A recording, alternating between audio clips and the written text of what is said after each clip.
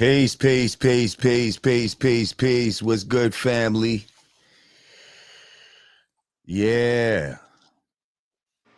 Yeah, I was expecting the music and all that shit to start it off, but yeah, we had to start off different today. I got the legend in the building, uh the God Rahiem. First of all, we're gonna let people get up in here and shit like that.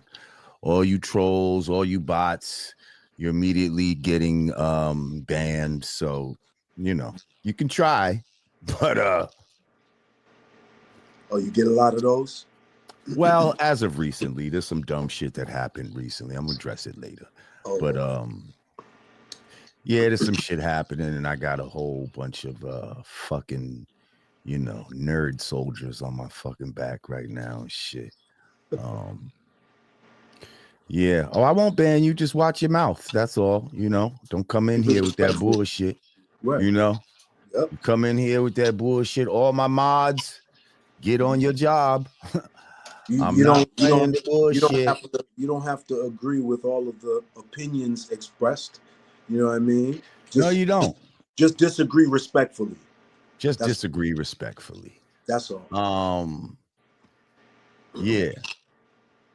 Yeah, you don't have to agree, Elevation. It's not, that's up to you. You know what I mean? We still stand 10 toes down. But yeah, we're not here to talk about that today. You know what we're talking about? We're talking about, well, hold up. Let me make sure all of this shit is. Yeah, we are talking about the release of the Elephant Remix.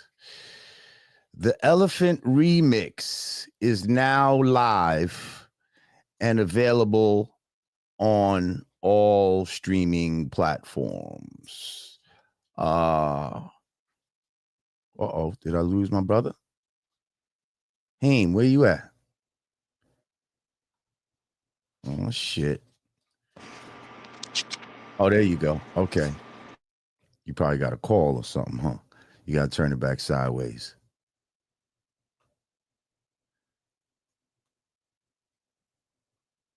Yeah. I don't know. You good? Your shit is frozen right now. Well, ladies and gentlemen,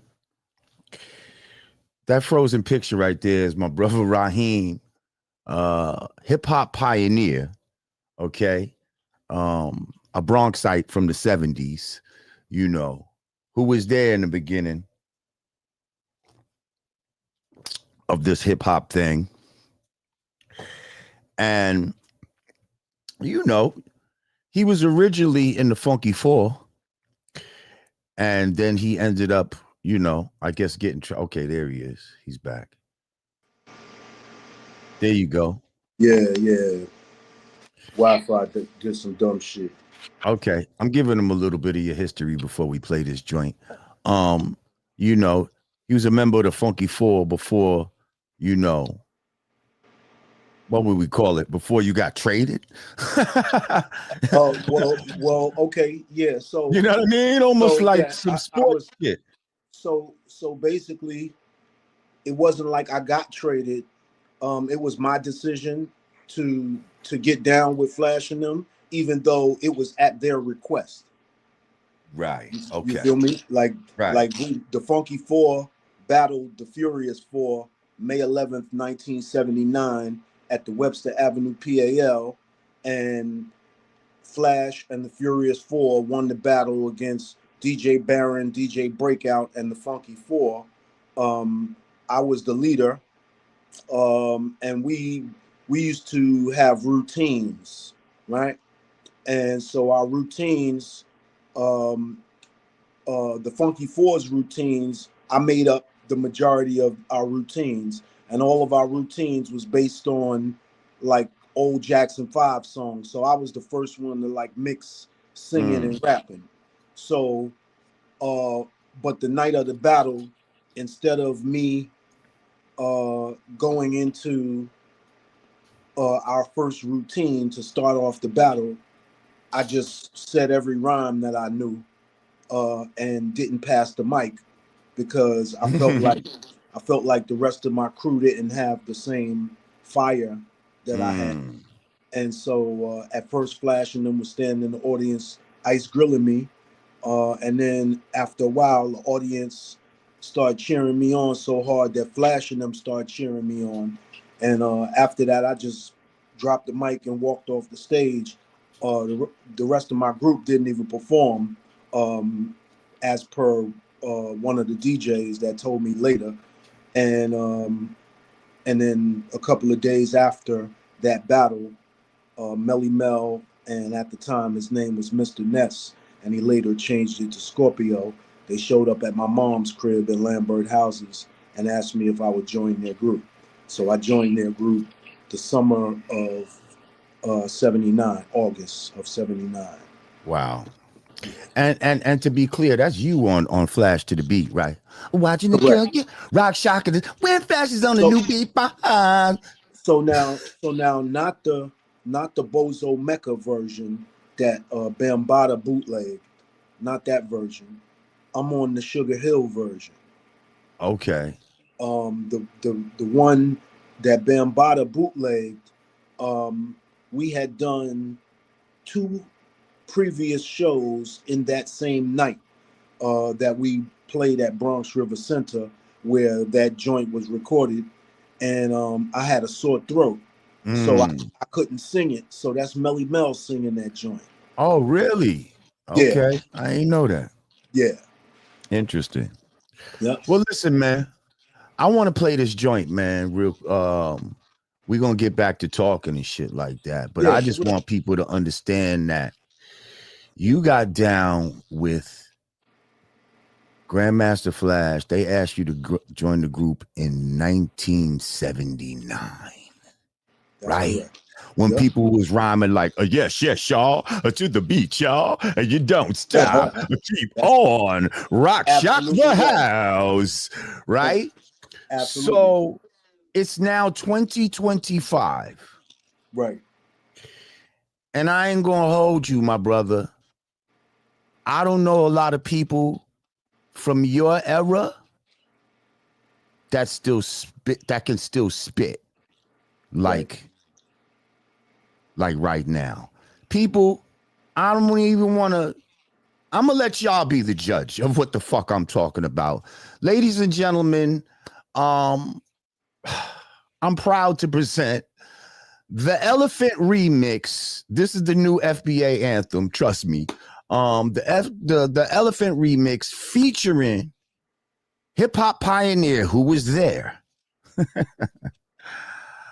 Rahiem, let's go, y'all. You said such an elegant tune. Just the remix. Let's address the elephant in the room. Had to get the legend. Let's address the elephant in the room. Let's address Rahiem, you heard? Furious 5. You said such an elegant tune. Yeah, he was there, y'all. Let's address the elephant in the room. Yeah, act like I'm talking shit. The elephant in the room. Let's address the elephant in the room. Respectfully, we chefed up the recipe. Some young black American Bronxites in the 70s recorded performances on cassette tapes and handed out flyers at high schools for promotion for the next days. The sound attracted adolescents from different ethnicities, predominantly black and some Puerto Rican specifically. Drug dealers, stick-up kids, and dust heads were in the audience. They frequently gathered for our performances, had rap in the chokehold. The few Puerto Ricans that rock with us, their friends would ask why you hang with them Cocolos. No faking it, you had to be proficient if you was doing it. Just Cool Herc, but no other Jamaican influences. We the gods of rap, because rap is our racket. And anybody else that claim to be God, you being catfish. So Fat Joe, KRS, you misrepresenting my history with that 50-50. This is Rahiem, get with me. We just setting the record straight. Let's address. Ain't no hate. Nah, let's bring that back. Hold up. Fuck you said such an elegant tune. Just the remix. Let's address the elephant in the room. Had to get the legend. Let's address the elephant legend in the room. Rahiem, ladies and gentlemen. Rahiem, you heard? Furious 5. You said such an elegant tune. Yeah, he was there, y'all. Let's address the elephant in the room. Yeah, act like I'm talking shit. Elephant in the room. This is not me. Let's address the elephant in the room. Let's go. Respectfully, we chefed up the recipe. Some young black American Bronxites in the 70s recorded performances on cassette tapes and handed out flyers at high schools for promotion for the next days. The sound attracted adolescents from different ethnicities, predominantly black and some Puerto Rican specifically. Drug dealers, stick-up kids, and dust heads were in the audience. They frequently gathered for our performances, had rap in the chokehold. The few Puerto Ricans that rock with us, their friends would ask why you hang with them Cocolos. No faking it, you had to be proficient if you was doing it. Just Cool Herc, but no other Jamaican influences. We the gods of rap, because rap is our racket. And anybody else that claim to be God, you being catfish. So Fat Joe, KRS, you misrepresenting my history with that 50-50. This is Rahiem, get with me. You assess such an elegant We just setting the record straight. Let's address the Ain't no hate. in the room. Let's address it. Just the difference between create. Let's address it. Participate. The elephant in the room. The elephant. Hip hop thing was started by such an foundational black American youth. The elephant in the room. Everybody else had to follow suit. In the room. You heard? Let's address And like I said, the elephant. shout out my Ricans and Jamaicans. I know you think I'm hating, but you had no influence in creation of this hip hop. Your participation was tip top, but black Americans showed you how to rip shop. Have you forgotten that we taught you how to dress? Back then coming out looking like a mess. Y'all were dumbing out, tank tops made a mess, shoes clumpy. We showed you how to get funky fresh. You lived amongst the best. We helped you learn the language, so at school you wouldn't flunk the test. Let's address the elephant in the room. The elements came from Bam, that man grooms. Breaking's just another dance that came from the culture. Don't be like the other man and act like a vulture. All day influence is FBA. I'll say it's true right to this day. You assess such an elegant tune. Man. Let's address the elephant in the room. I love my Puerto Rican. Let's address the elephant in the room. I love my Let's Jamaican. address the elephant in the room. I love all my people from the Caribbean. Such an elegant tune. I know we grew up in New York together. Let's address the elephant in the truth room. is the Let's truth. address the elephant in the room. I love y'all. And that's the real elephant. Peace. You heard that? I said I love y'all, and that's the real elephant. But y'all ain't gonna remember that part right there. You already. Nah, yo, Rahiem, the Elephant remix. Fuck that. We playing it again. We gotta play it again. You assess such an elegant tune. Just the remix. Let's We gotta address play the it again. elephant in the room. Had to get the legend. Let's address the elephant in the room. Let's address God Rahiem, the you heard? elephant in the room. Furious 5. You assess such an elegant tune. Yeah, he was there, Let's y'all. address the elephant in the room. Yeah, act like I'm Let's talking address the shit. elephant in the room. Let's address I just had to the let you know. elephant in the room. Respectfully, we chefed up the recipe. Some young black American Bronxites in the 70s recorded performances on cassette tapes and handed out flyers at high schools for promotion for the next days. The sound attracted adolescents from different ethnicities, predominantly black and some Puerto Rican specifically. Drug dealers, stick-up kids, and dust heads were in the audience. They frequently gathered for our performances, had rap in the chokehold. The few Puerto Ricans that rock with us, their friends would ask why you hang with them Cocolos. No faking it, you had to be proficient if you was doing it. Just Cool Herc, but no other Jamaican influences. We the gods of rap, because rap is our racket. And anybody else that claim to be God, you being catfish. So Fat Joe, KRS, you misrepresenting my history with that 50-50. This is Rahiem, get with me. You assess such an elegant We just setting the record straight. Let's address the Ain't no elephant hate. in the room. Let's address it. Let's address Just the the difference elephant between in the room. create. Let's address it. Let's address Participate. the elephant in the room. That's the Hip hop thing was started by such Elegant an foundational tune. black Let's American address youth. the elephant in the room. Everybody else had to follow suit. In the room. You heard? Let's address And like I the said, elephant in the elephant. shout out my Ricans and Jamaicans. I know you think I'm hating, but you had no influence in creation of this hip hop. Your participation was tip top, but black Americans showed you how to rip shop. Have you forgotten that we taught you how to dress? Back then coming out looking like a mess. Y'all were dumbing out, tank tops made a mess, shoes clumpy. We showed you how to get funky fresh. You lived amongst the best. We helped you learn the language, so at school you wouldn't flunk the test. Let's address the elephant in the room. The elements came from Bam, that man grooms. Breaking's just another dance that came from the culture. Don't Don't be like the other man and act like a vulture. All day influence is FBA. I'll say it's true right to this day. You assess such an elegant tune, man. Let's address the elephant in the room. I love my Puerto Rican. Let's address the elephant in the room. I love my Jamaican. Let's address the elephant in the room. I love all my people from the Caribbean. Such an elegant tune. I know we grew up in New York together. Let's address the elephant in the room. Let's address the elephant in the room. I love y'all. And that's the real elephant. Hey, Leah Sawyer. Peace. Yeah. Yeah.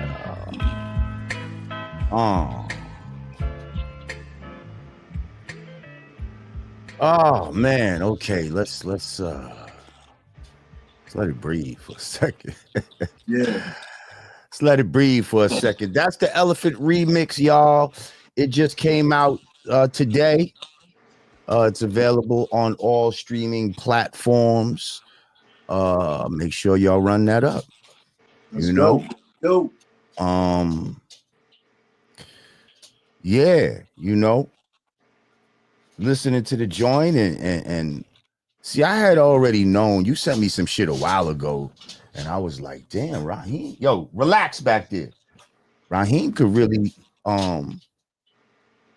rhyme like right now type of shit. You know what I mean?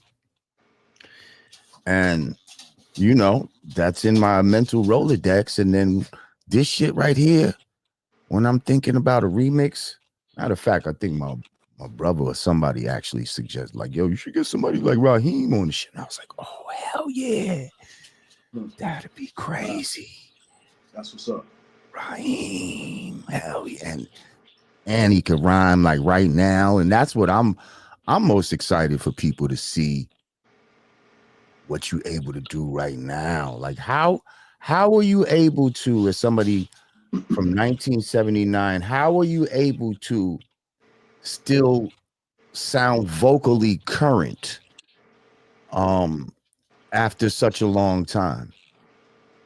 I would attribute that to the fact that I never felt like I was the best. So I always studied other MCs that I thought was doper than myself, which could only make me better. But one thing I am great at is the use of the English language. And so, my strength in the use of the English language, along with my poetic license, which I got from my mom. She was a great poet, but people don't know because her work wasn't published. But, as a result of those two attributes, I think that I would attribute that to why I sound, current. And I embrace, the artists of, that are current, because they soaked up all of our strengths and discarded all of our weaknesses. So it would only make sense as it applies to the laws of physics and mathematics that they should be better than we were. And those who aren't, it's only because they didn't study. And there's a lot of that going on. We hear evidence of that, obviously as well. But the industry doesn't care about MC skills. They care about hit records, and they care about, creating a perception of what they can, who they can influence by the messages they send through our music. Yeah. Definitely. One real quick. Terrell McMiller, peace family. He said, LJ, what's good, fam? Welcome back. Much love, Rahiem. Legendary Furious 5. That's right. Thank you, Terrell. Hell yeah. Terrell is a diehard family member of the God Pod. We appreciate you. Matter of fact, y'all can join the channel now. I'm getting ready to do exclusive content. My Members degree only day, content. my degree day / born day is tomorrow. Oh shit! Happy Yep, born day. yep, Okay. You born yep. on the master day. Facts. Knowledge understanding day. Yep. All being born to culture freedom. So that's why you able to rhyme like that. Cause you a master. You a I don't, master. I don't, I don't claim that because I feel like once you claim to be the master or the teacher, Mhm. you limit yourself. Yeah, well, a master is one who knows and understands, Fact. a certain, way of life. Got And you definitely know and understand this hip hop life. Um, absolutely. so we're gonna play the joint again, but before we get to some of the let's break your verse down. Actually, fuck it. Let's go through your verse, right? Okay, sure. You said respectfully, how to start? Respectfully, we came Uh, from the system. Respectfully, we chefed up the recipe. Some young Black American Recipe. sites from the '70s recorded performances on cassette tapes. Recorded performances on cassette tapes and handed out flyers at high schools For for promotion for the perform. next dates. Right. Yep. So And so that's basically what we did. We took we took OJ's. OJ was a car service. Mhm. We take OJ Before cabs. Uber and Lyft. Right. This was the Exactly. hood Uber and Lyft. Right. So we would call a OJ and do what we call put a OJ on hold, which cost $25. And Mm. putting an OJ on hold either meant it would take you the length of however much gas or whatever that $25 would take the car, or you would pay for an hour for them to wait for you, and it cost $25. Right, Mhm. and so And all that wasn't cheap back then. That was like, you know what I mean? Like you exactly balling out with that $25 right there. right, Yeah. and so um, you know the thing about that time period, the '70s, um, that a lot of people who didn't live during that era, or if you did live during that era, but you weren't on the scene, um, that claim to to have been practitioners since that time. Um, so from all of the people, the practitioners of hip hop from my ilk, from my era, um, we have a rule, and our rule is this: in our circle, because the most prolific practitioners of the hip hop culture in the '70s, when hip hop began, we all knew each other. Everybody knew each other's names. If not personally, we knew each other's names. And You knew once, of each other. yes, and we knew of Mhm. each other. Yes. And so those people who are claiming to have been practitioners in the '70s, um, they may have very well been practitioners in the '70s. However, a lot of them claiming that they were practitioners in the '70s were not known in the small circle of most prolific hip hop practitioners during that time. They didn't become known until the '80s, like people like Crazy Legs. He's legendary, but he is not uh, uh, a '70s known b-boy. He he got his name as a b-boy and became known as a b-boy in the '80s. The '70s is what we call our toy time. So prior to me joining the Funky Four, I was down with a crew called Master Plan 2 and the Phase 1 crew. but nobody knew who I was, and nobody knew who my crew was. That was my toy time.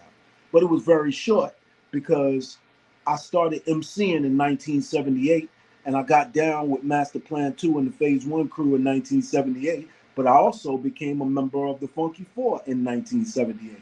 And then the next year, we battled Flash and them, the best crew in the whole Bronx.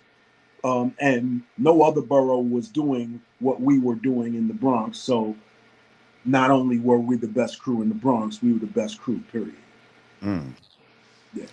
You know, I remember that slang, toys. Yeah. The real Exactly. Rocksteady taking out these toys. Like that Exactly. was some graffiti shit. That was Right. some, break dancing. I guess just anybody could have been a toy. And one other thing to add to that, one other caveat is in the 70s, after first we have to keep in mind all of now, much respect, first of all, much respect go out to all of my Puerto Rican brothers and sisters who helped build hip hop, right? You helped build hip hop from the ground up because you were there. So you helped build, right? However, you were not the innovators in the beginning. You were not the innovators. You were observers. You listened and you watched until you understood what we were doing. Because in the 70s, the earliest part of the 70s, there was a cultural divide. Uh-oh.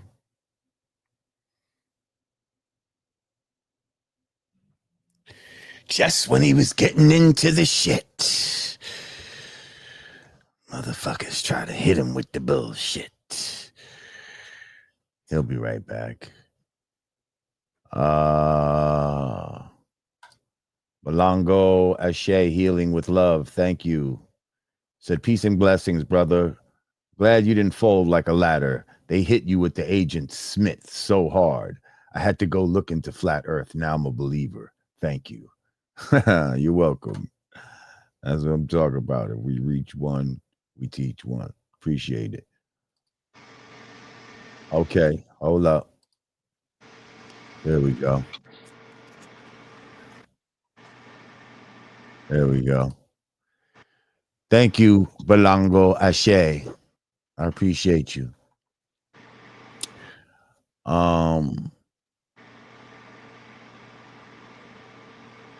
Yeah, so continue. You said there was a cultural divide at the time. Right, because we're coming out of the 60s, which was a very racially charged and turbulent period, right?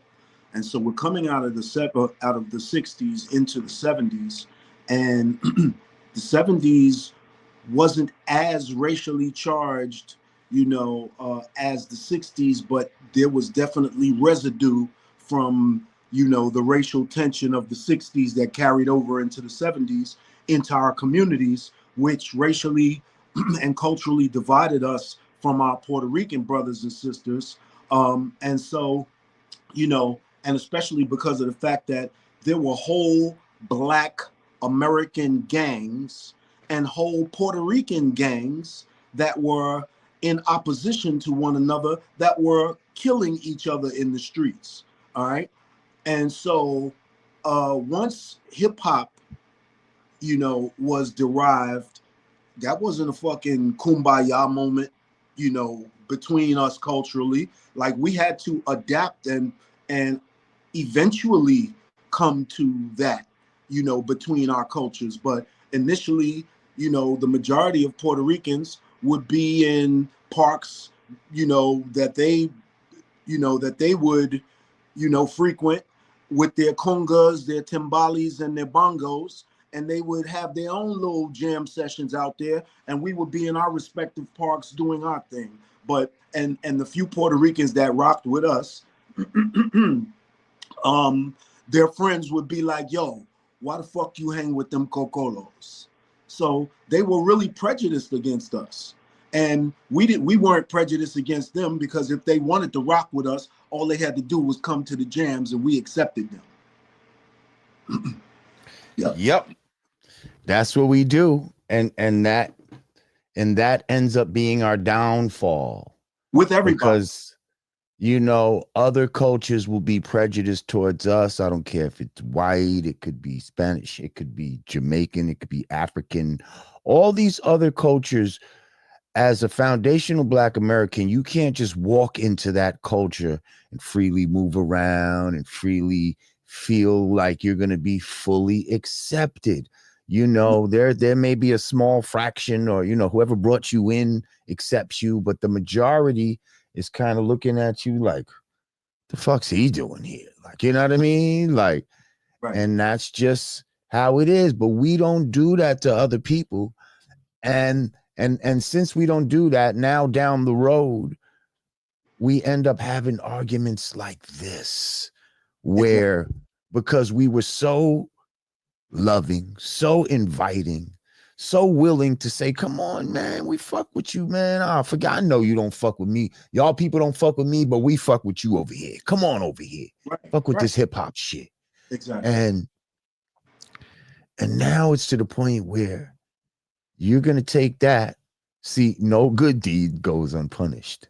Okay? That's a fucking thing we need to understand, people. Seriously, no good deed goes unpunished. You think that you're doing something out of love and out of the goodness of your heart to try to help someone else. Right. And then they come back later.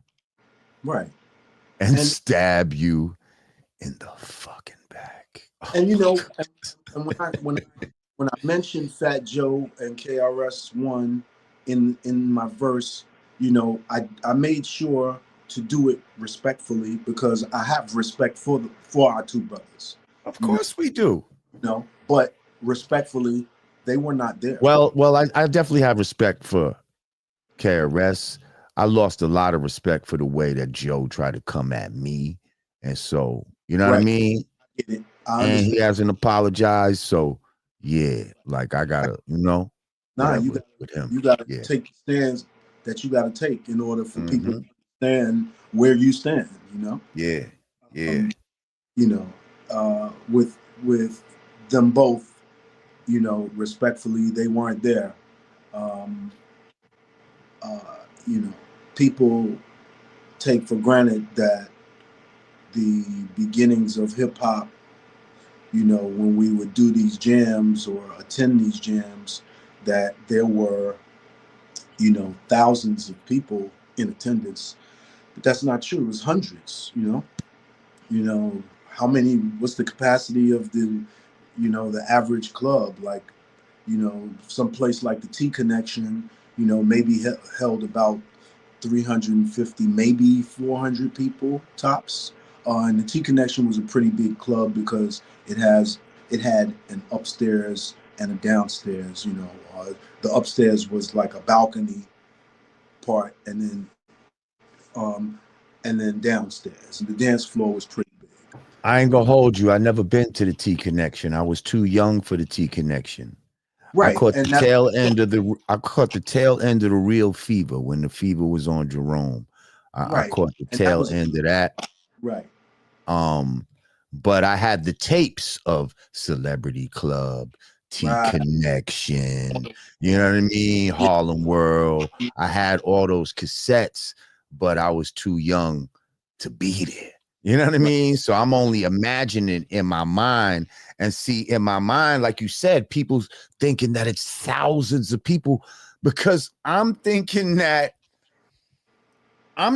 that this is some little shit that's just starting from small beginnings. Motherfuckers is making music. I'm thinking y'all is just as big as anybody else that's making music. So when I hear motherfuckers say, ho, I'm like, oh shit, that shit sound like Madison Square Garden in my mind. Like, you know what I mean? Like, so now, with respect to my group, both of my groups, the Funky Four and the Furious Five, we were the exceptions. Before we started recording, especially when I first got down with the Furious Five, before we recorded any music, we were doing 3 shows a night, like, and we didn't have no records out. So that's how hot what we did was at the time, because it was a novelty. Nobody else was doing what we did. Nobody. The only people who was doing what Flash did was Flash's first protege, Grand Wizard Theodore. All right. And ironically, so you remember the exchange that Theodore and I had the last time I was on your podcast, right? Oh yeah, Right. That broke out there. That came out of nowhere. Right. It wasn't a very, I forgot about that. But in my, because all I was doing was telling the truth and what was conveyed to me by Flash himself. And so Flash himself told me that he taught Theodore secretly how to scratch and cut. And the reason why he did it secretly was because Theodore's older brother, Mean Gene, who had hands, said that he would beat Flash's ass if he found out Flash had his little brother fucking with his equipment, because he didn't want him touching his equipment. So ironically, I ran into Theodore at DJ Hollywood's birthday party maybe about a month or so ago, and somebody asked us to be in the same picture together, and I was like, before he actually agreed to get in the picture, I said to him, yo, because he wasn't looking at me, so I wanted to make sure he knew he was taking a picture with me. So I said, yo, you're about to take a picture with Rahiem. He was like, oh, yo, it's all love. We good. After all that, though. And Flash actually told the story that I conveyed by him on your show on Sway a few months ago. And, so, but people like to go with the romanticized version of everything, including hip hop. And so, there was a contingency of people the whole time I was saying, Theodore, he helped innovate scratching, but he didn't create it. Flash created it and taught it to Theodore, and then Theodore took it to the next level. Because Flash wasn't concentrating really on scratching. He was concentrating on extending the breakbeat, which was by the backspin, so MCs could do our thing. Right. Yep. Interesting. And so B-boys could continue dancing uninterrupted, without having to stop dancing because the tempo changed, because the record changed or whatever. I had Whip a Whip and Ruby D on the show. Yeah, I was on that. You was on that show, right? Yeah. Theodore and I exchange. Matter of fact, shout out to Van Silk. I just talked to Van Silk. What was it, earlier today or yesterday? Yes. And they say they the first Puerto Ricans in hip hop and all of that type of shit, and they say they came in 76. Well, I wouldn't say they came in 76 because,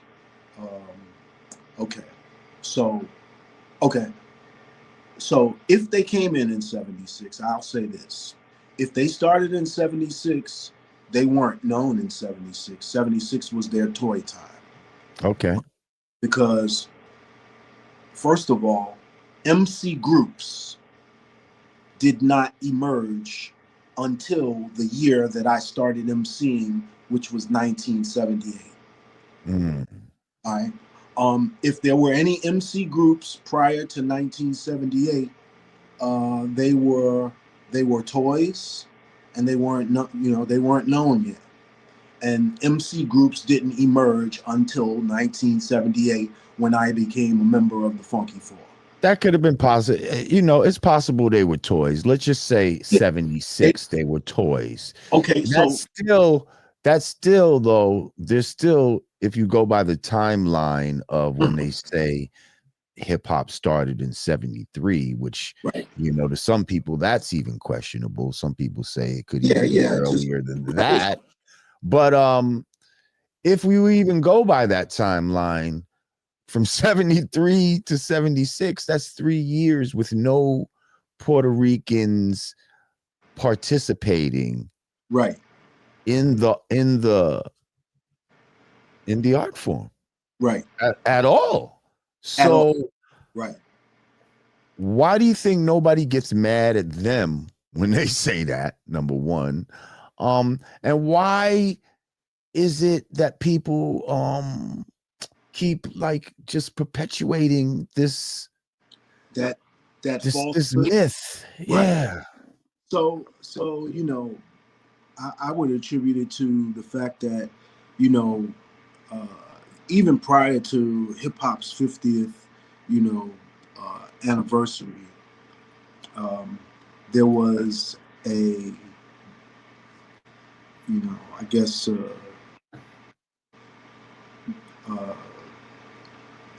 hip hop had gained a lot of recognition from, you know, institutions that have, you know, funding. And so, you know, people who were already on the lecture circuit, Mhm. they began to, you know, they have a narrative, you know, and there's a contingency of these people who are on the lecture circuit who have this narrative, and they all tell the same story. And the reason why they tell the same story is because even though they were there in the beginning, they are either not as influential as they claim to have been during that Mm. time, or um, they are they are embellishing their timeline, and they weren't, you know, who they said they were during that time. Um, and you know, there's that's kind of widespread, especially among, you know, my era. Um, uh, and you know,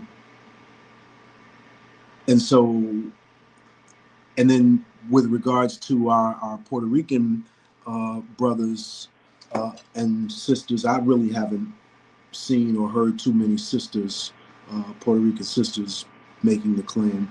But I'm sure, you know, if it's Puerto Rican brothers going, you know, making that claim, they're probably, you know, supporting that. Um, so I think that because of everybody's, you know, uh,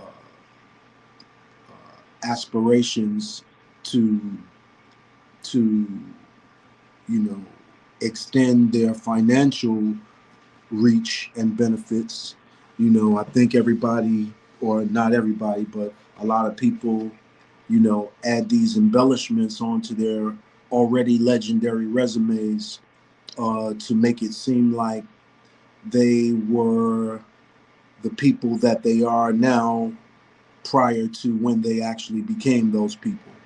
And, you know, um, and our Latin, you know, Puerto Rican brothers, you know, who are making that claim are definitely embellishing, you know. Um, you know, Crazy Legs is legendary, no doubt about that. But he is not a 70s b-boy. He may have started in the 70s, you know, um, which he's of the age to have been, you know, a young b-boy practitioner in the 70s. But nobody knew him in the 70s except the people on his block, probably, who he, you know, or the people who he danced with, you know, during that time. But he didn't become the Crazy Legs that I know until about 1983, 84, when I became so Africa Bambaataa, respectfully, was, I would say, the person responsible for even getting Puerto Ricans more involved in hip hop than they were, because Zulus were multicultural, you know. So as a result of that, more Puerto Ricans became involved in the practicing, in the practicing of, different elements of the hip hop culture. But prior to the Bambaatas formation of the Zulu Nation, which didn't happen until around 1977, 78, it happened shortly after the blackout. Okay. The blackout was 1977. All right. I was 13 in 1976. So in 77, I was 14. All right. So 77, I was 9. Okay. So in 77, after the blackout, that's when I would say that hip hop for me actually began. You know what I mean? For a lot of people who are, older than I am, hip hop started in 73 or even before that, you know. But for me, hip hop started in 77, 78, once I became aware of Grandmaster Flash. I had gone to a Kool Herc party, and the way Kool Herc played his music, and the way that Grandmaster Flash played his music was like apples and oranges. And so the majority of the DJs that followed Kool Herc's playlist, because that's what his main contribution to hip hop is his playlist.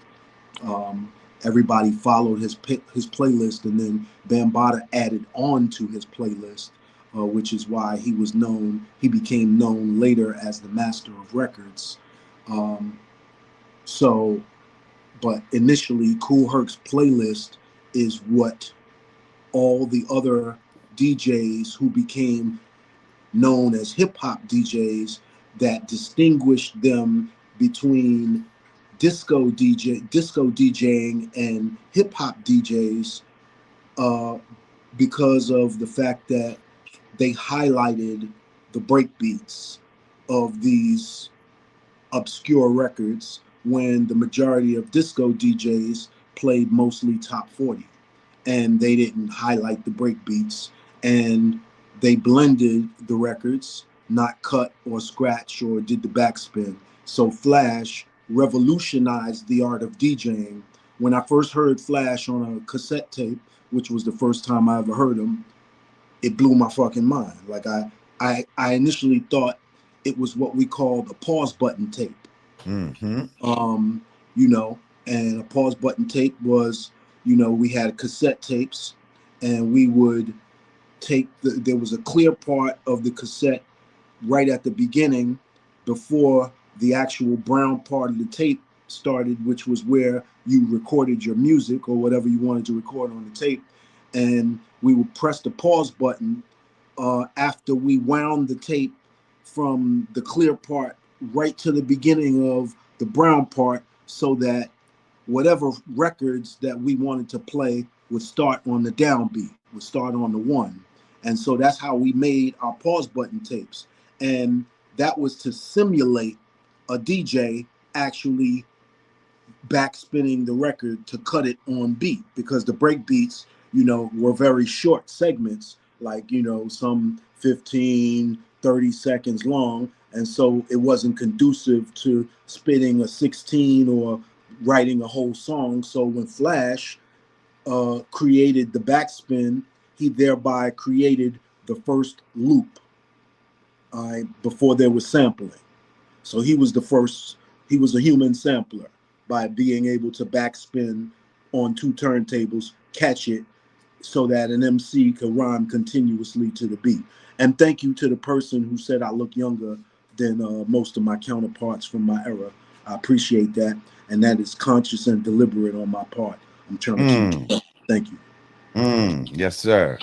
Yeah. What are some tips you'd give as far as that is concerned? How do you think you've been able to do that? Oh shit.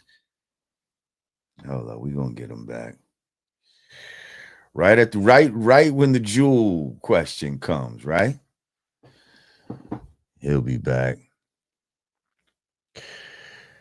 Cause I ain't gonna hold you. Yeah, Rahiem, man, gotta be like 60 something. Yeah, he gotta be 60 something, bro. There we go. And he look, you know what I mean? He still look young. He rapping like he young. How old are you, sir? I'll be 62 tomorrow, according to my lion-ass birth certificate. My lion ass birth certificate. 62. Wow. Nah, you look Yeah, great, bro. yeah. That's, I would attribute my advice to anybody, who is, aging. That's something that we can't, prevent, obviously, at this juncture of our scientific uh, ability and research. There are things probably that you could do to slow down your aging process, which I, I I believe that I'm a result of that in many ways, and one of the main ways that I think that helps to preserve me, is that I'm not a worrier. Uh, mm, I don't worry about anything or anyone. Um, my give a fuck, my not give a fuck meter is far too high to worry about anything or anyone, to for it to consume me. I might think about it, for a little while, like not even a day. I don't think there's anything that I give thought to for an entire day because my attention span won't allow me to do that.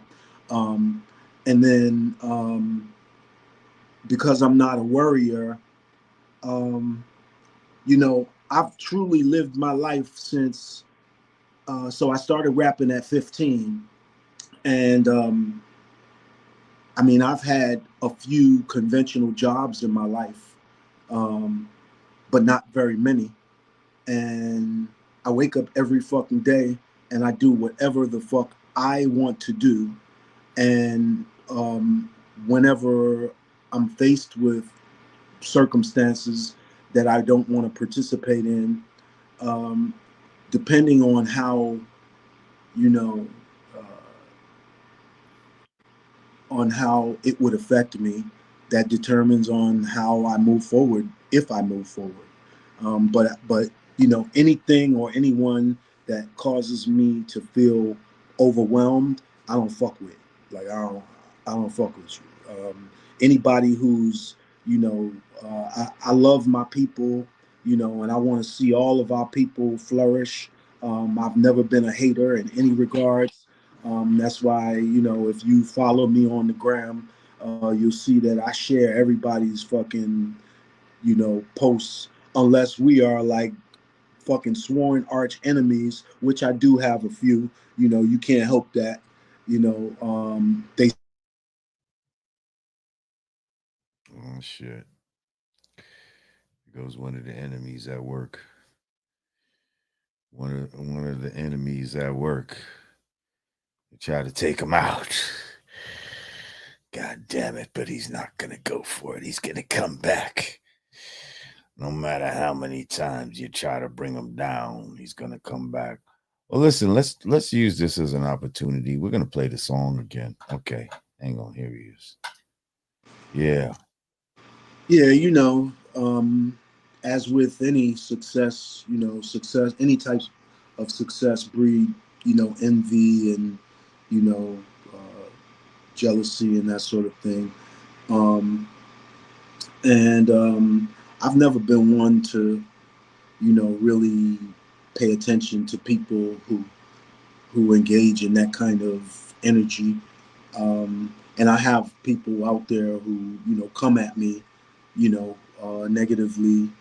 I've had recently somebody, I believe he was Puerto Rican, who came at me on the gram and was like, he called me a sucker and whatever, and I'm like, yo, you know, that's cool. Everybody's entitled to their opinion, but at the end of the day, And you that know, was in response to what? Why was he calling you that? because I had uh, I had commented on KRS's one of his performances where he's spitting a timeline talking about how different legendary pioneers, the years that they started or whatever, and his timeline is wrong. And and it's not like he doesn't have access to the people who were actually there to have gotten the timeline right, but he doesn't care about the timeline because uh, I was in a meeting with him a few years ago when he was head of A&R at Reprise Records in LA, and he was considering signing Grandmaster Caz and myself to do a duet project. Mm. And so we were out there in the office with him, and I distinctly remember him saying how, you know, the victors of wars have always been the people who have benefited from being able to tell history, which is the truth. And so, but in our particular case, you know, the victor of our war are the people with the money or the people who, you know, who control our culture. So, but according to him, we can rewrite our history. And so that's what I believe that he's trying to do by deliberately, you know, going against the timeline. And, I said on his post that his timeline was incorrect. And I said it respectfully. Um, and, I said, let me think of the words verbatim. Uh, I believe I said, you know, uh, all of all of the things that he said in his timeline in his rhyme was incorrect. And as far as that teacher stuff goes, to me that's a gimmick. But I do think he's a dope MC, and so and that's just my opinion. I'm one person, but for someone to come at me because that's my opinion, they exemplify the word fan, which is short for fanatic. Hmm. And so when you become fanatical about anything or anyone, um, you know, I understand how you feel about your favorite MC if that's, who in fact is to you, but he's not my favorite MC. And so everybody doesn't have to feel about your favorite people the same way you feel about them. And that shouldn't be expected. And you shouldn't, you know, feel defensive about it because chances are your favorite celebrity probably don't give a fuck about you. Hmm. That's the reality of it. They give a fuck about your attention to them. But the reality of it in, as it as it relates to a world perspective and more importantly a life perspective, they don't give a fuck about you. And I'm not saying that in a disrespectful way. I'm saying that in a truthful and honest way because they're living their respective lives. And so, you know, to invest your emotions in what people think about you, you fucking have a nervous breakdown or some shit. Like I can't. What you think about me is Especially none of my fucking business. right, especially the times we live in right now. Right. The the line between reality and artificial reality is being blurred every day. You don't even know what's real. Exactly. I'm telling you, there's bots in this chat right now. Absolutely. literal bots in this chat trying to disrupt what's going on, talking shit about Lord Jamar, you're so stupid, you got roasted and and all this dumb shit, Right. thinking that I give a fuck what Exactly. a robot, what a sucker nigga, like anybody that I don't respect, whatever you have to say cannot affect me. Right. Whatsoever. And there's a handful of people that I respect. So try as you may. I love you because all you're doing is revealing yourself for who you really are. So keep it coming. Keep it coming. I love it. I love it. But at the end of the day, you're not doing anything. You're not hurting anyone. Right. And most of these people who are, going out of their way to be disrespectful, they're not our peers. A few of them are, but the majority of them aren't. And last I checked is we get paid to talk shit for a living. All right. We get paid to talk shit for a living. So that's the reason why we talk shit. You talk shit because you just can't shut the fuck up. That's it.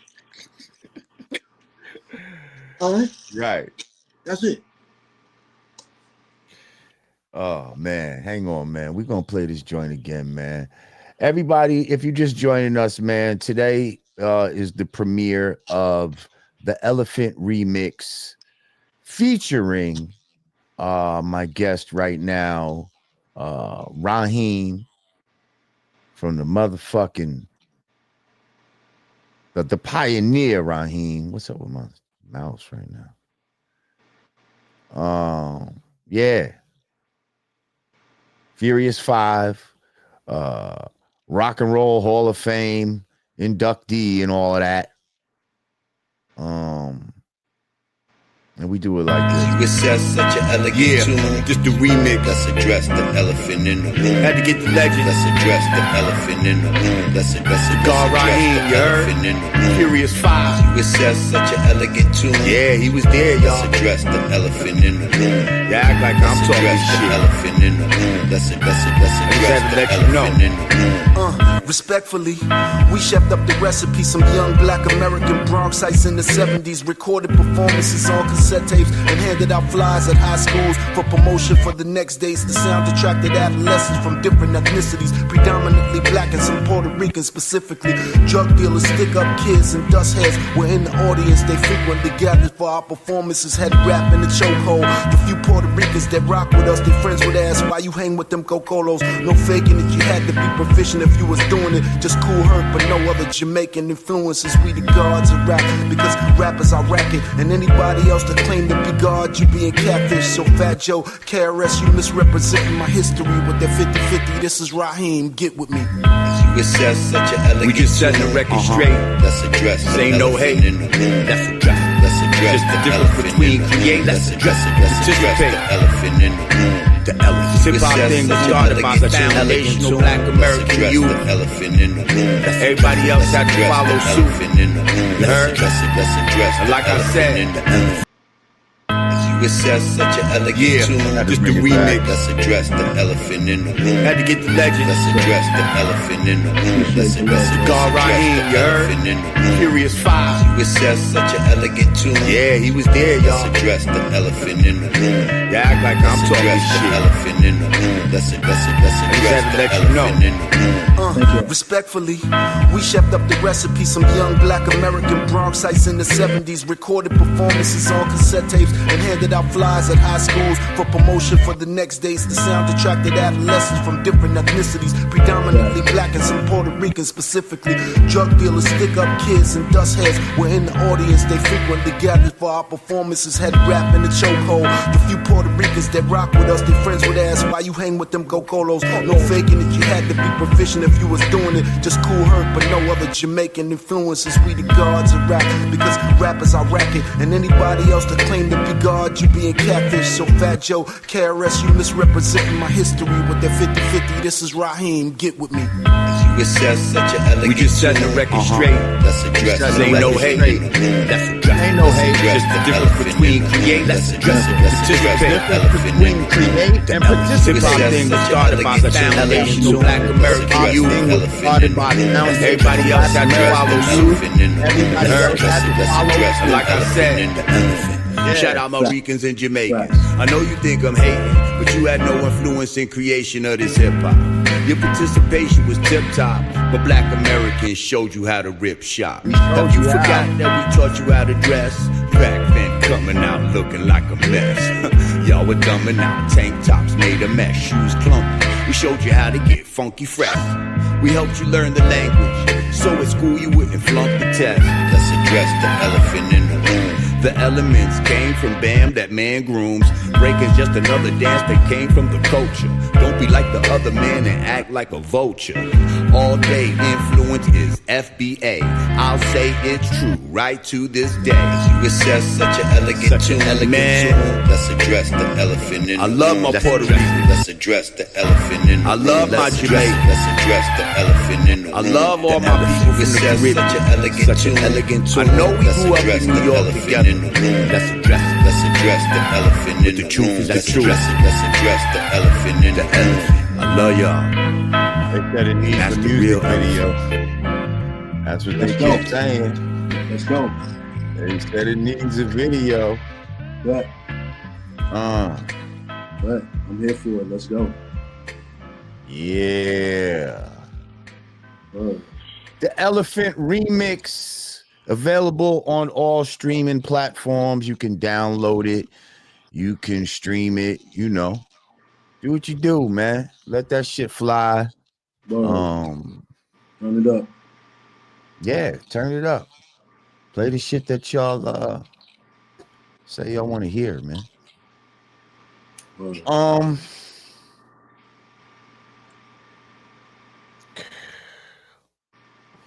another note, did you watch the Super Bowl? Nah, bro. I have been anti-NFL since Kaepernick took the knee. You know, I was the same way for a very long time. Yeah. I don't know how I got pulled back in. I'm not like full NFL, but Right. I started watching football again. I'm not gonna lie. I did go on YouTube specifically so I could see Kendrick's performance. So I did. Okay, well, that's what I wanted to talk about, not the game. Yeah. Okay, I wanted cool. to talk about Kendrick's performance. Right.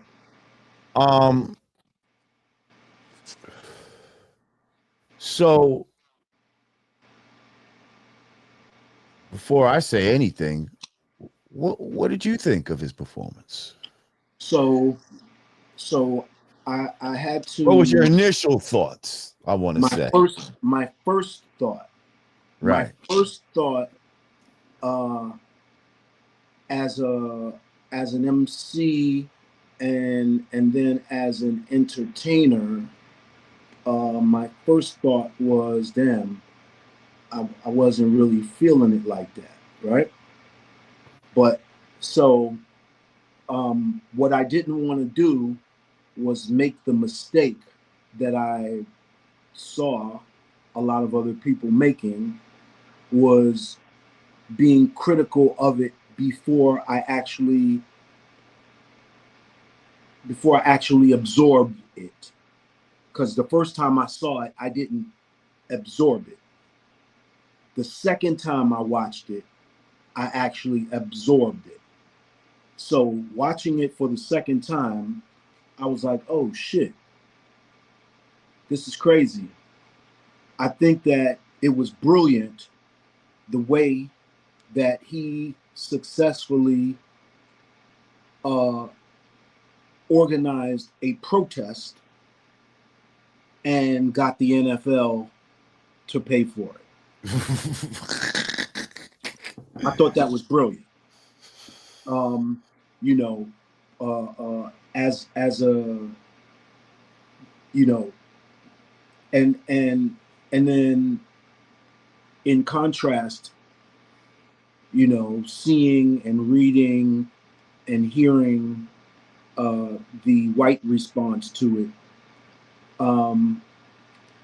What as a black man, an American black man, what I don't ever want to do towards any other black man, whether they be an American black man or any other black man, is just not give them the opportunity to defend themselves, right? But there's certain times when you know there's shit that have you can't defend it. You know, certain behaviors that can't be defended. And so with regards to the white people, you know, they didn't understand it. A lot of them didn't understand it. Those that did, did you see that C-list actor guy talking shit about enough with the ghetto and all this type of? Did you see him? Yes, yeah, exactly. Yeah. And so, you know, those people, you know, and you know, there was a large contingency of them, you know, complaining that there were no white people on stage with him. There's no white people on stage with him because no white people are in his crew. Why would you expect white people to have been on stage with a black artist who comes from Compton? Last I checked, there ain't no white people in Compton unless there are parts of Compton that are being gentrified, you know, nowadays. I'm not, you know, aware of that because I'm not from Compton and don't keep myself abreast of what's going on there. But I would go out on a limb to say that I don't believe that there are white people in Compton. So why then would it make sense for Kendrick Lamar to have any white people in his crew on stage? Like that wouldn't make sense. Right.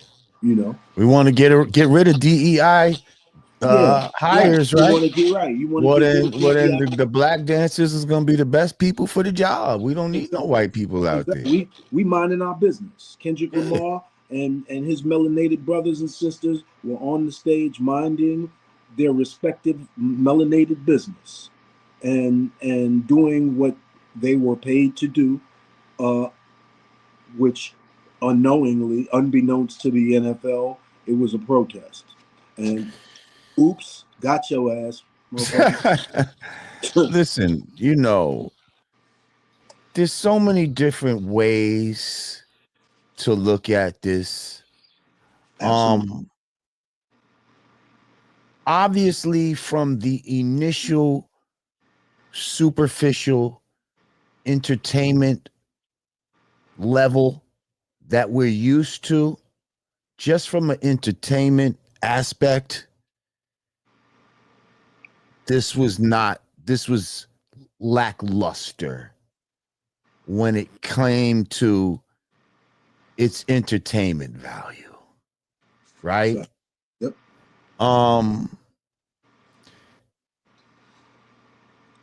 First of all, I don't give a fuck what the fuck was going on with those jeans. and he was walking very zesty at time in those jeans. I didn't appreciate that shit. I don't know what the fuck that was about, but nah, B. I saw that. I noticed it. That's those zesty Celine jeans, and I heard there's some Celine. I don't care who made them. Them shits look crazy. Yeah, like what was since we're trying to be since he's so deep, since everything has a meaning, right? what did those jeans mean? Could y'all please break that one down? Well, see, the jeans represented how society bells over the shoe of reality. And come on, man. Like, get the fuck out of here. When you reach a certain level in entertainment, right? I'm sure the especially when you're connected to the machine, as he is. So he has a conglomerate of people who are advising him, his caretakers, all of these different people, right? And he has wardrobe people and stylists and that sort of thing. But at the end of the day, we have the final say. We can say no to zesty looking ass jeans if they fucking looking zesty. But if you live in a zesty life, then more than likely you're probably more prone to wearing some zesty looking ass jeans. And I'm not saying that that's his life. And if that is his life, that's certainly not a crime. And you're definitely entitled to have the option of choice. But we living in some strange ass fucking times, bro. These are really, really strange times. And I try not to be judgmental of people based on what they show me, especially if they're people like us, if they're celebrities, public figures. I try not to get caught up in what I see of them publicly because I know that there's another side. But a lot of us do shit publicly that we Shout out Jamar Milton. That we feel as though the public should keep private. But then why the fuck would we do shit that we should do privately in public? Like that makes, you know what I mean? So matter of fact, I gotta ask you, a lot of people will say that the Furious Five dressed kind of crazy back in the days. Yeah, we did. What was that about? Why did y'all have some of those fashion choices that y'all initially made in those early moments of hip hop? Okay, so for me, I can't speak for the rest of the crew because I know what my sexuality is. I'm heterosexual, and so my stage costume choices were exactly that. They were stage costumes. We didn't wear our street clothes on the stage because being on stage, you wanted to transform into a different person. You wanted to be a superhero. Superman didn't wear Clark Kent's attire when he became Superman. He fucking wore Superman's attire. And he wore tights. Right. And Robin too, right? Even Kato, even though, the extent of Kato's, changing of his uniform was just he wore the fucking mask. Because when he drove the Black Beauty, he still wore the Kato, garb basically. But only when he was acting as Kato did he really wear the mask, right? Right. So that was it for me. It was all about being the biggest spectacle of entertainment we could be. Now, were y'all trying to were y'all taking a play from Funkadelic and shit like that? People that would Funkadelic, from Rick James, Commodores. We were on tour with all of these groups. We were on Cameo, the Barcades, Confunction, Switch, the Fatback Band, Rick James, the Commodores when Lionel Richie was still down with them. And so as a And that's result, the shit that everybody was wearing at that time. absolutely. Right. And you know, we called it doing our homework. Because initially we were the opening act for all of these legendary R&B artists. We were the opening act for maybe about the first, 2-3 months of the tour. But then as the tour went on, they put us further down in the billing because we was killing the crowd. We was burning the crowd out because the R&B acts, they weren't doing crowd response. They wasn't doing say ho and all of that. So today, if you see and hear R&B artists doing that, it's because we broke the R&B artists that we were touring with in. They because before they started doing that, we burned the crowd out and we go on before them. So by the time they get on, the crowd don't have no fucking energy for them. So they started putting us on next to last and shit like that. And so while they would put us on next, when they started putting us on next to last, we would sit out in the audience and watch all of the other artists perform and watch their shows so that we could actually understand how to be entertainers. Because prior to that, we had our own fucking ghetto way of putting the show together, but it was nowhere near the magnitude that it became once we started touring with all of these legendary artists, like especially like Cameo, the Barcades, Rick James, like those were our OGs. So we learned a lot from them. You know what I mean? So let me get back to this Kendrick thing now. So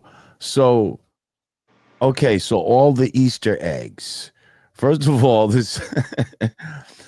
there's people out there that are making trying to make people feel stupid if they didn't catch all the the Easter eggs that were planted. Like a lot of this shit, you had to watch the shit over and over and really like, hang on, stop, freeze frame it right there. Okay, now count how many circles, how many squares, like you know what I mean? Exactly. It's a lot of shit that the average person wouldn't do. So like on that side of it, that the fact that yes, he protested and he made white people pay for it. Yes, that was brilliant. He did it in front of the president and all this type of shit. There was a lot of things that were said. Shit, my man Jamar Milton broke it down. Y'all might have not seen this, but he broke it down to where they did like a fertilization type of thing where at one point he was like a sperm and there was a tail following him.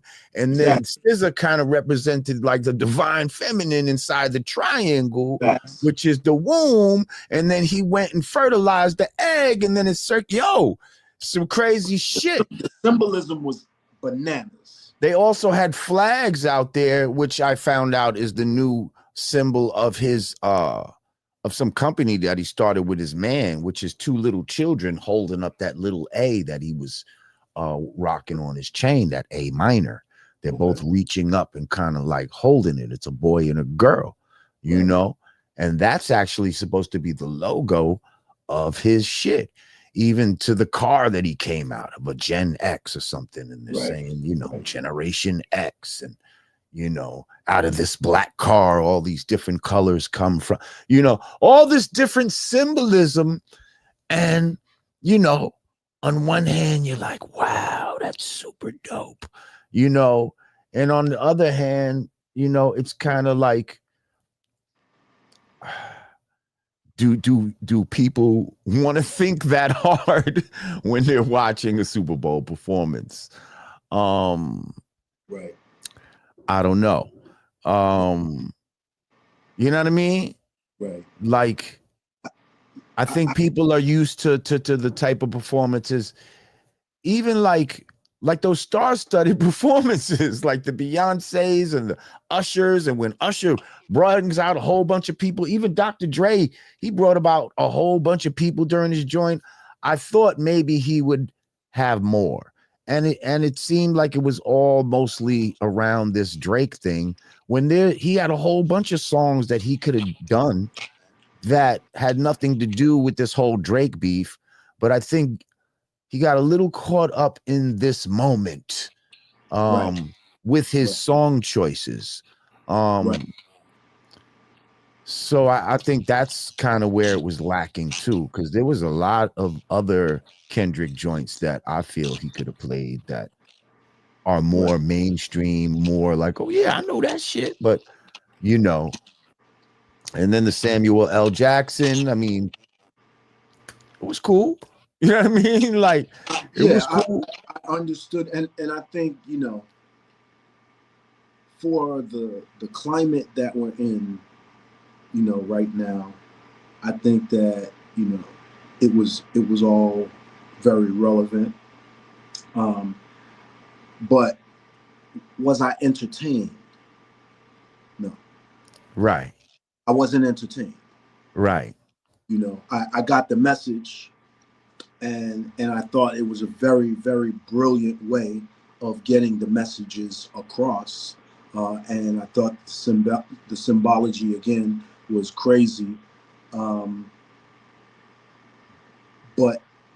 I wasn't entertained. You know, there are people who are entertained by that, by all of the things, you know, the things that I just mentioned about it. But those things about it didn't entertain me, because I'm an entertainer and I want to be traditionally entertained. And here's the thing. First of all, I saw a clip where Kendrick was saying that people will break down his lyrics more than he even intended. You know what I mean? Like, they'll break down his shit where they'll find some shit inside of it that he wasn't even thinking of. So you gotta understand there's a lot of that going on too. But again, for all these people that break down every little thing and feel like every little thing that he's doing means something, I'm just kind of curious, A, what those jeans meant, B, what the sassy walking was about at times. Like, you know what I mean? Like, what did that represent? What was he trying to say? Did it mean that hip hop is going sassy? I don't know. I'm just saying, y'all got the answer for all the other shit. I'm just curious. Like, make me understand what the fuck is going on, because I didn't agree with some of his gait. I didn't agree with his gait, nor some of his fashion choice. Even that leather was too big. It was like, why are you wearing it so big like that? And we don't wear our jackets that big anymore. You know, it just had an old school jacket that said Gloria. I think Gloria is his mother's name, if I'm not mistaken. You said Gloria? I think it said Gloria on the front, and it was PF Lang or something, jacket on the back. It's on the back. Yeah. Anyway, man, that's crazy. It did its job though, as far as eyes, from what I understand. It's the most viewed, you know, like program ever or some shit like that. Like, this shit had like 103 million or something like that. Only one that topped that was Michael Jackson. Okay, what, for the Super Bowl? Yes. Ah, okay. Yeah. So he didn't top Michael Jackson. Okay. No. Well, listen, I mean, as far as this whole Drake and Kendrick thing, what do you think Drake's next move is? Do you think he's able to come back? Because I saw a video of a concert that he seemed like he might have did the same night of the Super Bowl. And his shit was, This shit was buck nutty. Well, it was in a good way. Yeah, like in a good way. Like that motherfucker was just holding out the fucking mic, and the fucking whole crowd was just kind of going crazy. And then they were showing the people at the Super Bowl, which you know, a lot of them was gonna be white, and it was very lackluster. You know, people wasn't really like So fucking with what was going on. I think Drake, he has peaked. Obviously, he can't. He's not gonna get any more celebrity than where he's at. He's peaked, and I think that he's on a descent now. You know, mostly due to the way that he responded to Kendrick. The way that he responded to UMG, with the lawsuit and shit like that. Very, very spoiled, fucking rich, entitled kid kind of like behavior. And, that's pretty much what the behavior is of many of the people are in that tax bracket, because they feel like they're entitled, they can do that, and so with regards to Drake's music, like as compared to Kendrick's music, I actually like Drake's music better. Like like to date, even the Not Like Us song, like I understand it, but I, the very moment that I heard Not Like Us, I saw people crip walking in my mind. And, and when it comes on, that's what the fuck they do. And for me, I'm not of that culture. So crip walking doesn't, I don't be like, ooh, yo, they crip walking. I don't. That's not the response you get from me. And I think that all of the songs that that give you that vibe, or that give me that vibe, I'm not really feeling that. I mean, there's songs that West Coast artists come out and have dropped that don't give me the Crip Walk vibe. Like Gin and Juice don't give me the Crip Walk vibe, but that I think that was pre-Crip Walk. Speaking of Crip Walk, did you see Serena Williams coming out there Crip walking to the joint? And apparently she had a sister that was killed by some Crips. Right, exactly. And now you out there doing the dance of the people that killed your sister. Like, exactly. What kind of psycho nonsense was that?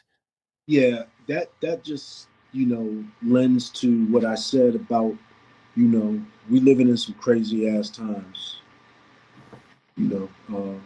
Wow. Yeah, we really are. But I commend our people for recognizing where we are right now, and standing back for from the bullshit that's going on with all of this, with all of these MAGA billies and their orange savior Cheetos Christ. Listen, I ain't no fucking. And what's funny is, all I said is, I saw a video where Drake's shit was going crazy, and then somebody in the shit said, "Are you a Drake stan?" Oh, you motherfuckers are so fucking crazy. No, I'm not a Drake stan. Wow. If I got to pick the type of, man, never mind.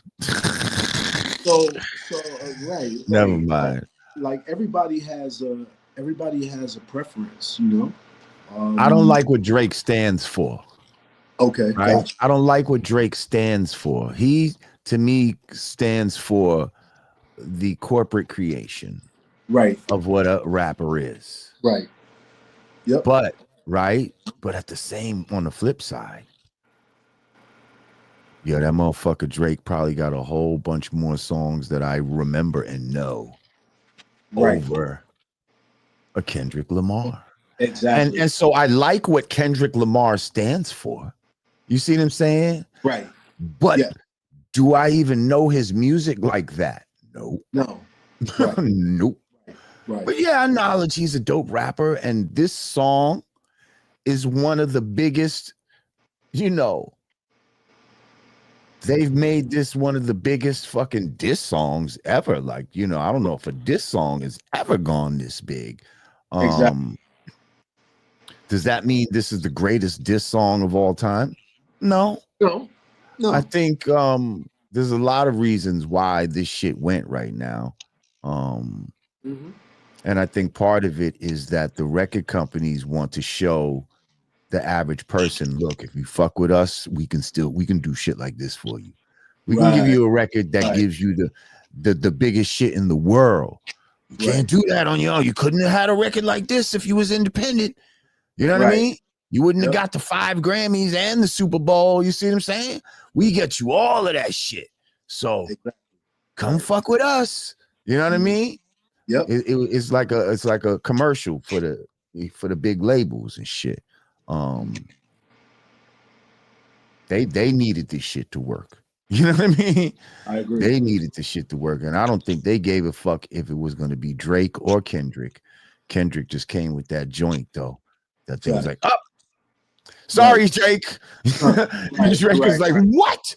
Like, I thought I was the Jewish dude. I thought I was with y'all. Like, what the fuck? Nope. Sorry, Kendrick got the shit. He couldn't believe it when they showed their true colors and they just about money and they didn't even really give a fuck. You know what I mean? Crazy. That that you say you Jewish and da da da da da da. At the end of the day, we going with the one that we need to go with. Right. And it was Kendrick this time. And it's just ironic. Right. Yeah, man. Crazy shit. But listen, bro. I appreciate you coming through. I appreciate you having me.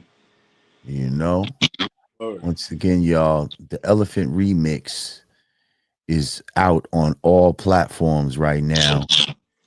And I want y'all to go get that. Go download it. Go stream it. You know, and check out the legend, Rahiem. We're going to get this video together. So get ready. Uh-oh. He putting on his fly shit, bro. He putting on his fly shit right now. That looked like some shit for the video. Yes. All right. You know what I mean? Yep. Yeah. Right.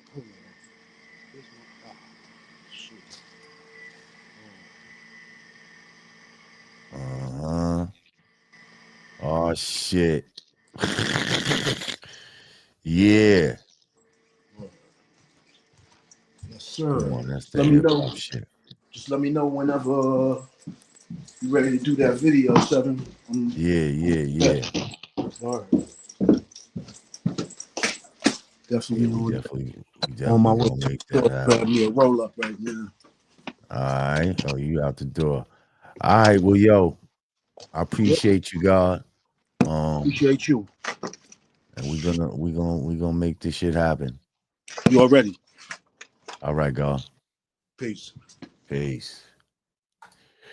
Rahiem, ladies and gentlemen. The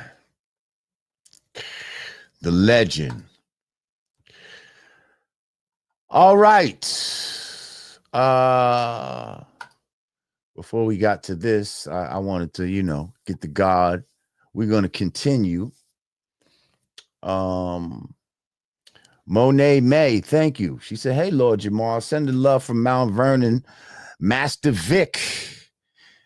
Money earning Mount Vernon in the motherfucking house. She said, what's your take on Busta Rhymes saying his beat from Put Your Hands Where Your Eyes Can See came from Africa when it came from On Seals and Crofts Sweet Greens?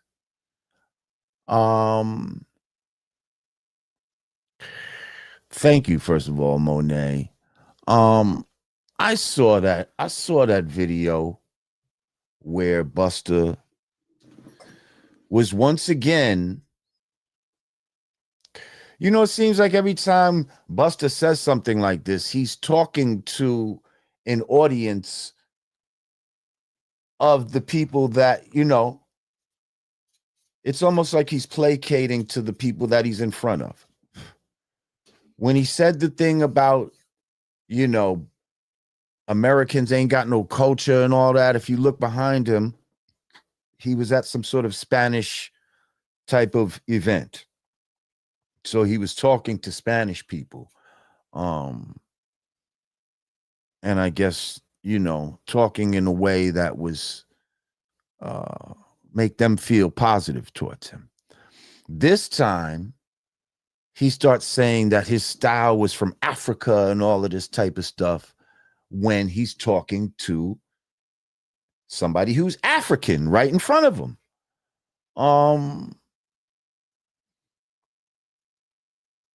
And I say that's not cool. First of all,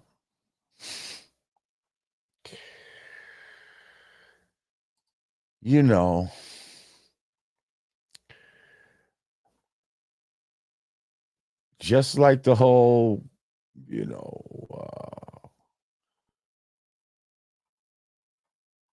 there's a lot of myths out here in the world, okay? And all of this, everything is from Africa shit is one of them. The black man and woman are the original people of the planet Earth. All of this we're from Africa shit is part of their evolutionary story. Y'all can, talk shit right now and be like, oh, Lord Jamar, oh, you need to be quiet. You don't know what you're talking about. You think the earth is flat. So, you need to shut the fuck up. Okay, go ahead. Shoot your shots.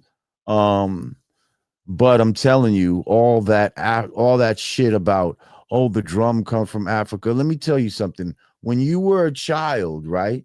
Think back, y'all, people that are around my age, right? When you started hearing about drums,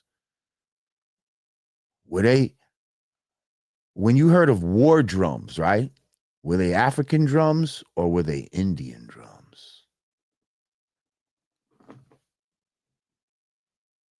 Because the first drums I heard about, the first war drums I ever heard about was Indian drums.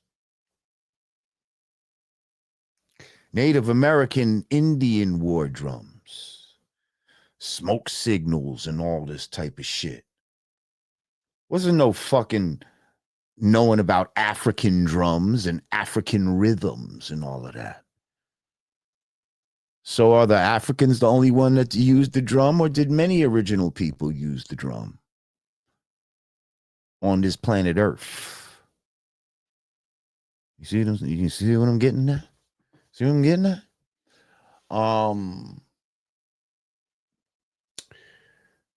So listen, let me fly this ship and land this plane. We're gonna get to Godfrey. Okay.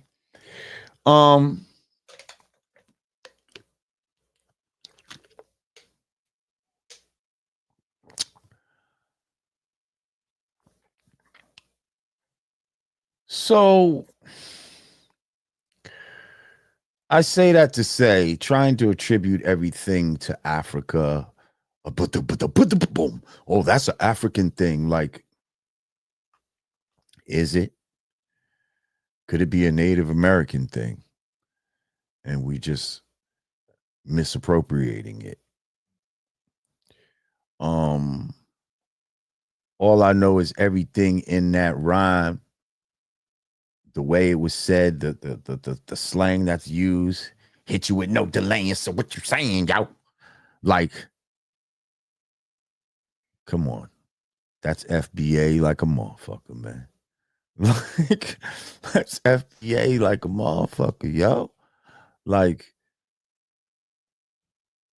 the fact that people don't want to give us any kind of credit and just act like all this greatness that we've generated somehow comes from somewhere else. It's very, it's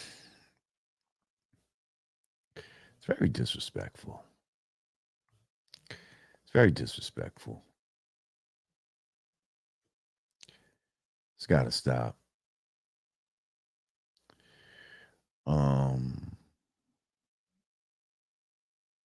Yeah.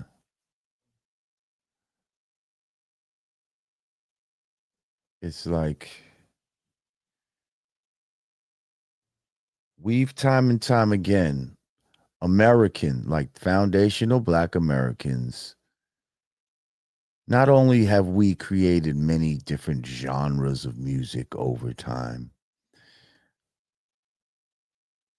but just some of your greatest individuals in the world. Like, where are all the other countries, Muhammad Ali's and Michael Jackson's and Whitney Houston's and, Michael Jordan's and Mike Tyson's and, you know, Ella Fitzgerald and Quincy Jones and James Brown? Like, where are all these other countries equivalent of this? Where? Please show me. Where are the African equivalents of all these things? The Puerto Rican equivalents, the Jamaican equivalents, the Brazil. I don't care where you pick on the earth. Any European, where's all the European equivalents of all these people?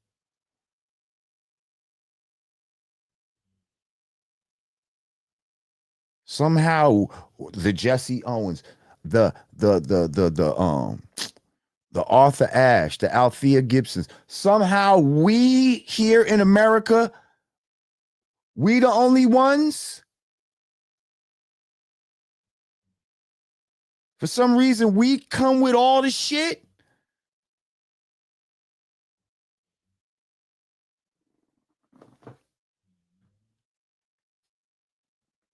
I'm just saying. Yeah, where's y'all's Jackson 5s?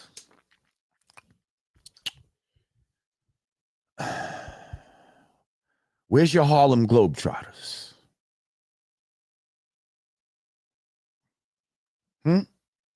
Even right now, where's your Philadelphia Eagles? For those of y'all that fuck with those guys,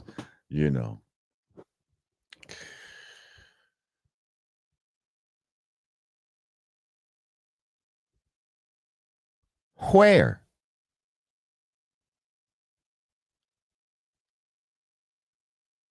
Yeah, where's your Frederick Douglasses, your Benjamin Bannegers, your Noble Drew Ali's, your Elijah Muhammad? Where are all these people? Your Malcolm X's, your Martin Luther Kings.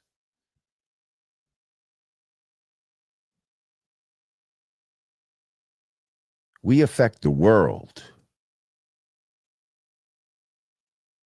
We affect the world.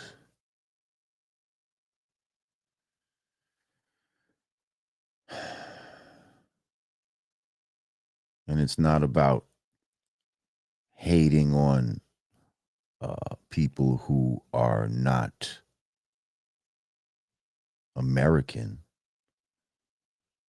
It's about calling out the ones who benefit from the things that we've put in place and then work against our interest.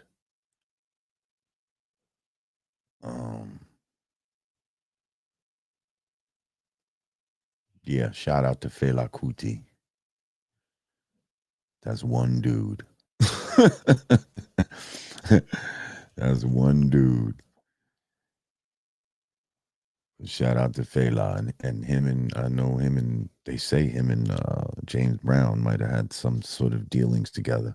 I need to look into that. See who influenced who.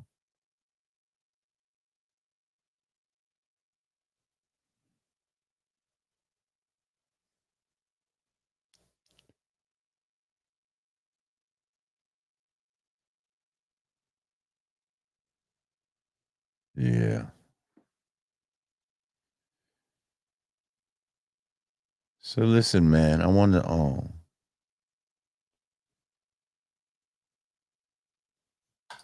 you know what? Let me just talk how I know how to talk. A lot of people's asking me about all this Godfrey shit. You know? Godfrey. You know, he's positioned himself in this conversation as some sort of victim. It's ironic. Let me just play this. Okay,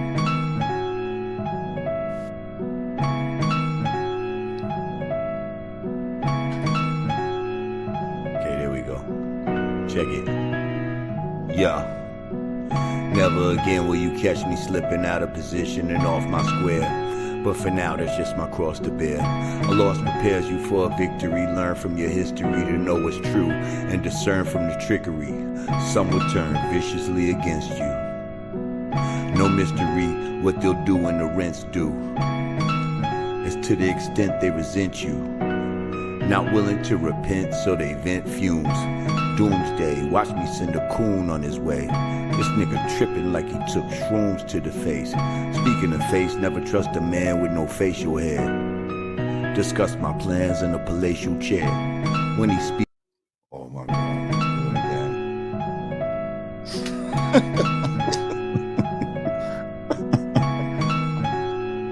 Okay, there we go. Check it. Yeah. Never again will you catch me slipping out of position and off my square. But for now, that's just my cross to bear. A loss prepares you for a victory. Learn from your history to know what's true and discern from the trickery. Some will turn viciously against you. No mystery what they'll do when the rents due. It's to the extent they resent you. Not willing to repent, so they vent fumes. Doomsday, watch me send a coon on his way. This nigga tripping like he took shrooms to the face. Speaking of face, never trust a man with no facial hair. Discuss my plans in a palatial chair. When he speak, it's just a waste of air. Cause he lying through his teeth, so all he tastes is air. This beat is simple, ain't no bass and snare. You can receive a dimple if you really wanna take it there. Yeah. Lord J. You know they say.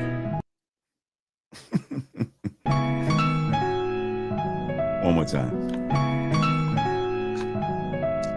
And then we'll talk. Okay, there we go. Check it. Yeah. Never again will you catch me slipping out of position and off my square.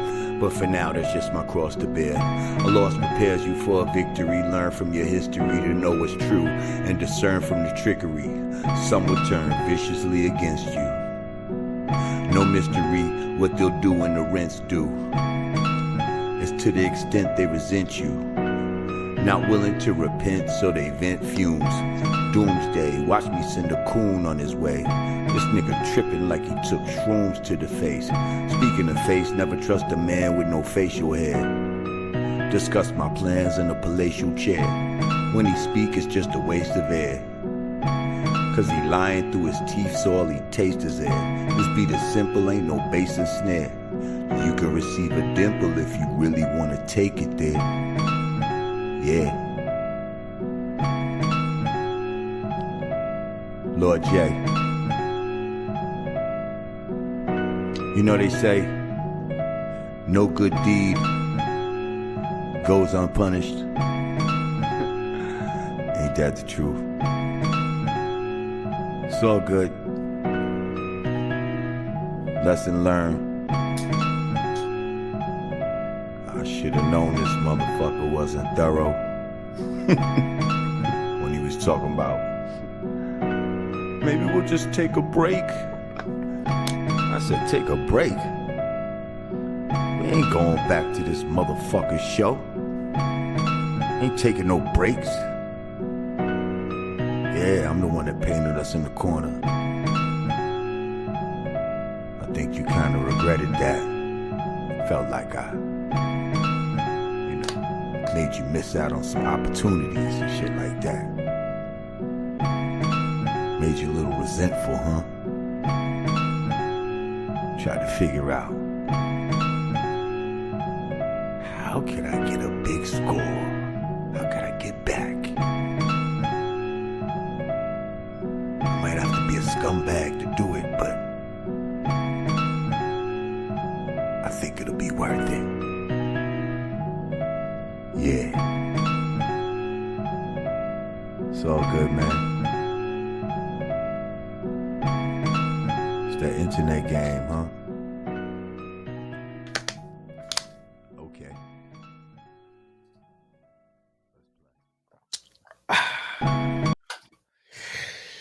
Yeah. That's called Off My Square. Something I will never get caught off of again. But like I said earlier, I'm happy. I'm happy this happened. I'm happy that certain people have come out the woodwork. When they think that you're down, they now come out the woodwork and think they're gonna pile on and try to add to some bullshit or whatever the case may be. And shout out to all of y'all that made videos about me, talking shit about me. Oh, I love all of you. I love every single one of y'all. I appreciate you. I really do. You're the best.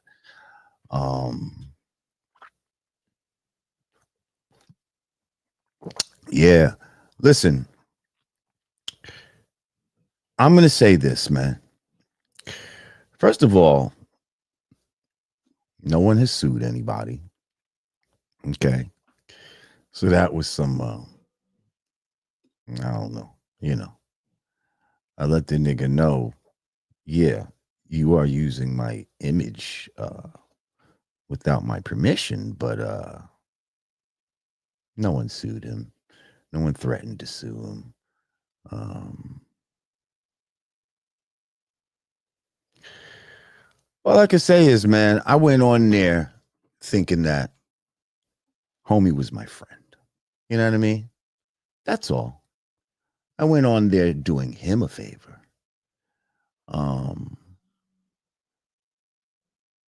I, as you know, seem to go viral every other week. I could say, whatever the fuck. And, it goes viral. I think this guy wanted some eyes, on his channel. He wanted to benefit off of whatever heat I had going on. The last time I was there, he had the most views, the most super chats, all of that type of shit. When I went on his show. So he basically, tried to figure out a way to exploit that.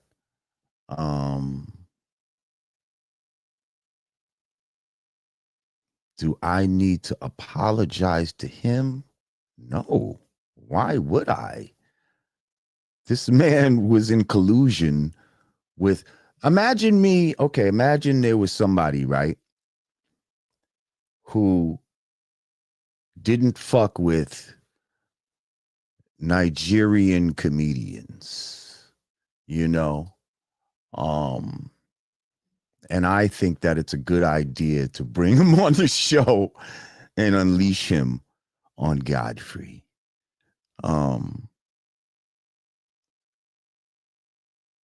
Who does shit like that? Like who does that to their friends? Except I'm thinking, well, I know this is gonna get mad views, so fuck it. You know? Listen, if being a scumbag to your friends is cool, then if that's the way you win, then you're on your way, brother, to the top. You're on your way to the top. But again, I don't even fully blame him. I feel like it was Fat Boy Dante Nero. I feel like Godfrey is somebody that's easily manipulated. I've done it. Okay. First of all, let's tell the story of since we want to tell private stories, let's tell the stories of how the Vlad protest actually happened. Okay. And this is word to my seeds, something that this guy doesn't have. But anyway, when we're talking on the phone with Vlad about listen, you need to fucking apologize or else. You know what I mean? First of all, I'm the one that called Godfrey like, yo, we need to fucking, you know what I mean? We need to stand together and do boom, boom, boom, boom. I can hear the apprehension, but he's like, okay. You know what I mean? So we call him. We tell Vlad what it is. At some point in the conversation, Godfrey talking about, yeah, well, maybe we'll just take a break for a little while. I'm like, break? We ain't taking no breaks. Like, yo, if he don't do this, we not fucking with you. And I painted us in the corner, y'all. I did that. Not him. I painted us in the corner. And he kind of just, you know what I mean? He just kind of went with it because he knew he really had no choice at that time. You know what I mean? If he would have went against that, that would have been a bad move. Yeah. But I'm the one that painted him in the corner to the Vlad shit.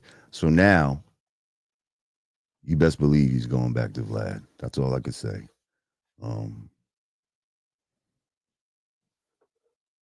But listen, salute to you, sir. You mission accomplished. You did your thing, and yeah. See, people also mistake acquaintances and friends.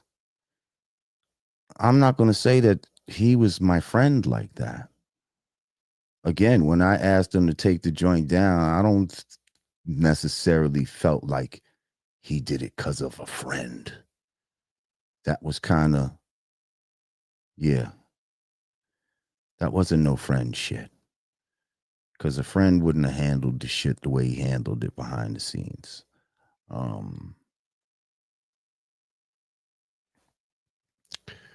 But yeah, you live and you learn. Again, no good deed goes unpunished. And no, I am not off the flat earth shit. Just because of the dumb shit that happened that day. Again, I was off my square. Now that's my cross to bear for now. But that changes nothing. We still don't live on a fucking spinning ball. Nothing was proved that day other than, I didn't memorize certain technical terms, scientific terms. But yeah, no debate was lost. No debate even really happened. So yeah. but y'all can feel good about this one. You know, y'all can feel, yeah, that's right. Flat power, A1 Drizzy. Y'all can, you know, whatever adrenaline rush this gives you, soak it in, take it in, love it. He said, what about them crepuscular rays? Yeah, what about them? What about those crepuscular rays? Explain how those how they can exist from a sun that's 93 million miles away. We'll wait, Mr. Scientist. Because listen, if y'all can prove to me that we're on a spinning ball, hey, I'll go with it. I'm not married to this shit. But all signs show that they're lying. And I just want to say, right, to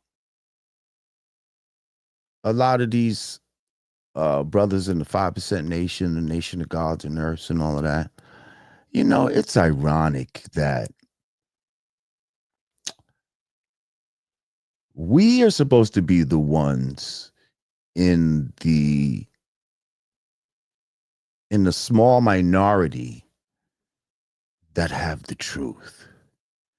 That we're not necessarily supposed to be the ones agreeing with the 85s because we're supposed to know better. And the fact that many 5%ers are damn near like 85s when it comes to this. And I'm gonna say many, because not all, because there's many that actually do know the science. It's just funny.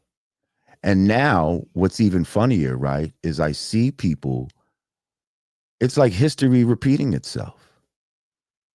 The same way they wanted to get rid of the Father Allah from the Nation of Islam. Oh yeah, they want to get rid of me from the Nation of Gods and Earths. Same way they wanted to get rid of Malcolm when he said things. Yeah, they want to do the same to me. It's very, very ironic how people don't see these certain parallels.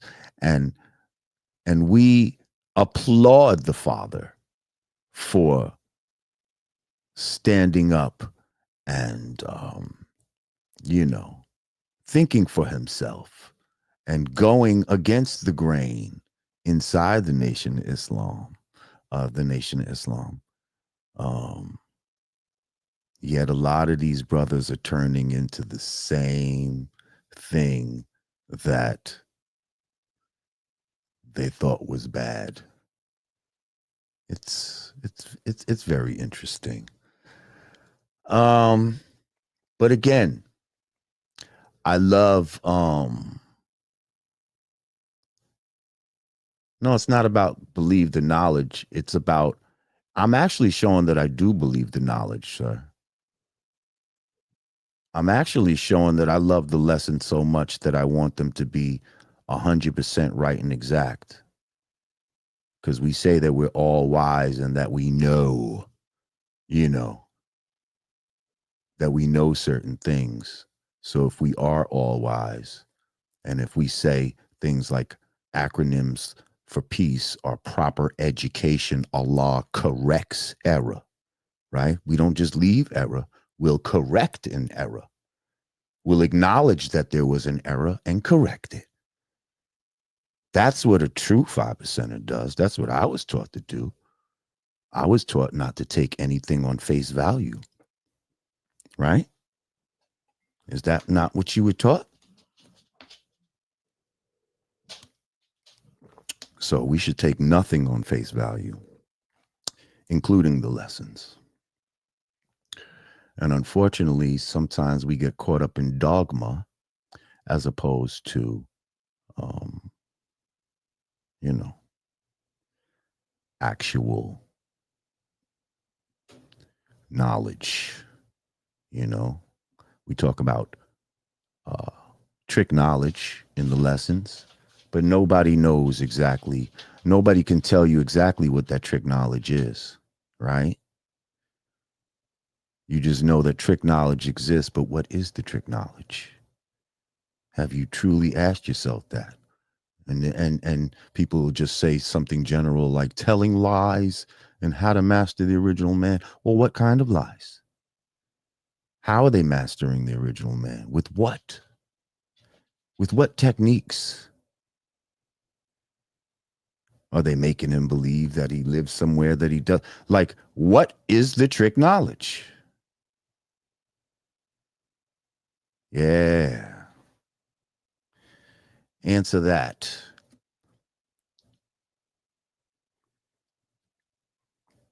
And you'll find that it's shit like this. You know, they're very disingenuous when they try to act like, oh, there is no top or bottom on the globe. Sure, that you said there is. You said that there's a North Pole and a South Pole. Actually, you claim if the poles were to switch, that everything would be cataclysmic. This is what you say. So if there's a North Pole and a South Pole, that means there's a top and a bottom, according to you guys' model. Not what I'm saying. So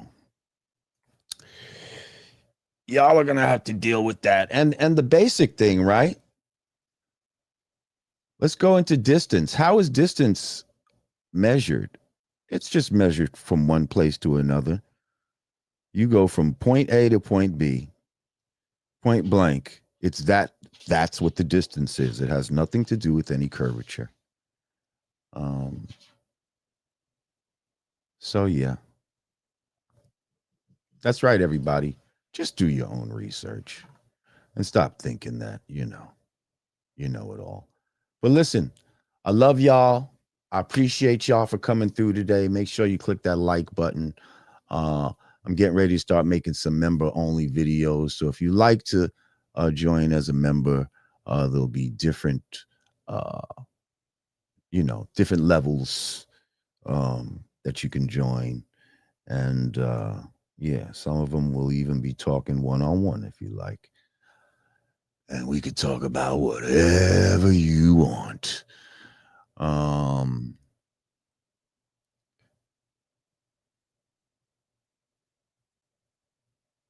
Right, exactly.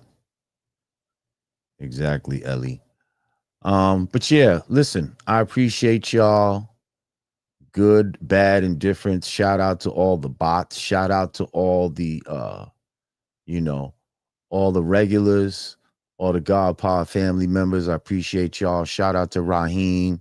Make sure y'all go stream that Elephant remix. And yeah, let's run that motherfucker up. I appreciate y'all. Should I go out? What song would y'all want me to go out with? I'm gonna play. You want to hear the Elephant one more time?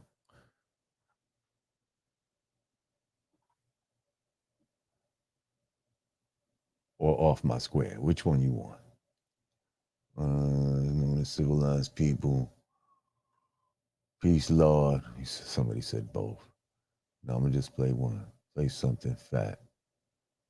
I just made a crazy beat last night. Oh my God. Talk about fat. Talk about fat.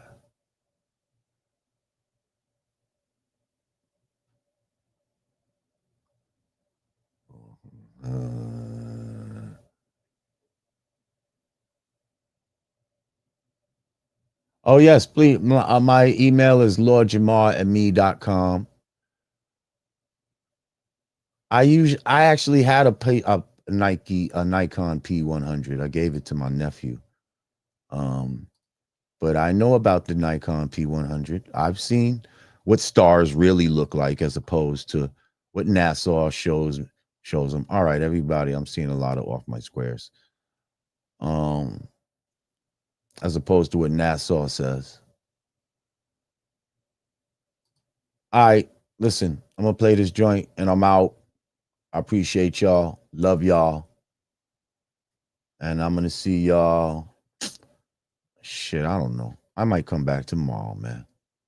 Fuck these trolls. Maybe I'll read all the troll comments tomorrow, huh? Until y'all realize that you can't fucking until you realize you can't stop my life. Hey, I've been in the gym every day, y'all. Like, I'm getting strong out this motherfucker. Fuck what y'all talk about.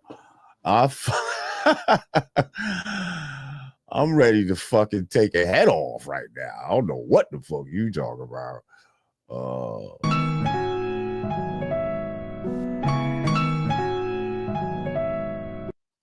So you do it right? Okay. All right, I'm out, y'all. I love y'all. Okay, there we go. There we go. Yeah. Never again will you catch me slipping out of position and off my square. But for now, that's just my cross to bear. A loss prepares you for a victory. Learn from your history to know what's true and discern from the trickery. Some will turn viciously against you. No mystery what they'll do when the rents due. It's to the extent they resent you. Not willing to repent, so they vent fumes. Doomsday, watch me send a coon on his way. This nigga tripping like he took shrooms to the face. Speaking of face, never trust a man with no facial hair. Discuss my plans in a palatial chair. When he speak, it's just a waste of air. Cause he lying through his teeth, so all he tastes is air. This beat is simple, ain't no bass and snare. You can receive a dimple if you really wanna take it there. Yeah. Lord J. You know they say, no good deed goes unpunished. Ain't that the truth? It's all good. Lesson learned. I should have known this motherfucker wasn't thorough when he was talking about, maybe we'll just take a break. I said, take a break? We ain't going back to this motherfucker's show. Oh yeah. Ain't taking no And for breaks. you gods that say you don't believe in a I'm the mystery one that god, painted us in the but you believe in gravity, I think you kind of reconcile that. Felt like I, made you miss out on some opportunities and shit like that. Reconcile that mystery god Made you a little resentful, called gravity. Tried to figure I love out, y'all. Peace. how can I get a big score? How can I get back? I might have to be a scumbag to do it, but I think it'll be worth it. Yeah.